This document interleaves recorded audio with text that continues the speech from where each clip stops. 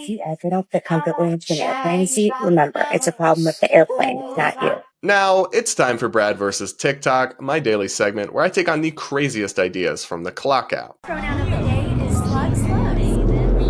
Today, we're taking a look at some absolutely wild TikToks from the fat positivity community. Brace yourself because you will be rolling your eyes in just a moment, guys.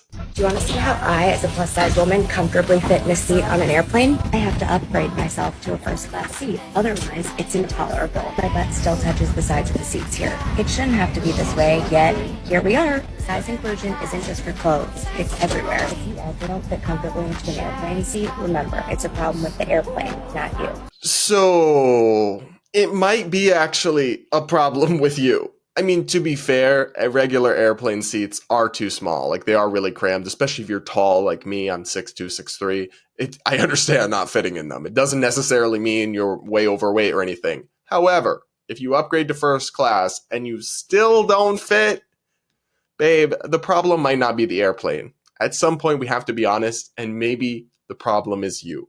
Maybe you are overweight, you are obese.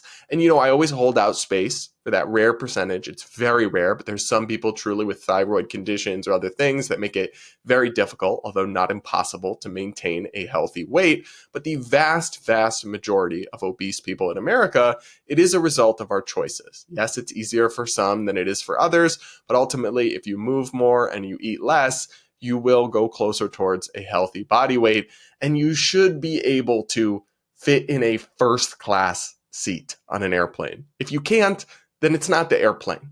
I'm sorry. It's you. And what? I say this, like, again, not to mock anyone, but to push back on the idea that what we need to do is make first class airplane seats bigger because some people can't fit in them. No, we need to address the root cause of why it is that such a large number of people in America, pun not intended, can't fit into the largest and spacious seats on an airplane. Like, that's bad. And it's not bad just, being vain and looking at, oh, you're not aesthetically pleasing to me. Forget that. That doesn't matter. It's not about beauty. It's not about looks. It's not about that. It's about your health. Obesity and obesity-related illnesses are one of the top causes of preventable deaths in the United States.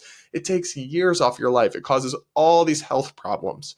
So we should not be glorifying and promoting this the way that so many people on the fat positivity side of TikTok, that's literally what they call themselves, is pro-fat. They want to normalize the fatness. They push the healthy at any size lie. I mean, this is not something we should be doing. We should always treat people with kindness and compassion. I never support bullying, and body shaming people often makes it worse and makes them upset and hurt, and they eat more to cope with their feelings. So it's not kind and it's not productive. But what we should not be doing is enabling people to the point where we are redoing airplane infrastructure, even in first class, to make them fit bigger seats, instead of maybe trying to say, like, okay, well, why are so many people morbidly obese? And what can we do to address that for their own sake so they can live longer lives and so they can see their kids and grandkids grow up for their sake and for our country and our economy and all the ways that obesity is an epidemic that's simply devastating us. But no, this type of toxic content on social media is not helpful, and it really, really should stop. You guys let me know what you think of this TikTok in the comments below. And do remember to hit that like button to reward my suffering through the depths of stupidity that is this hellscape of an app.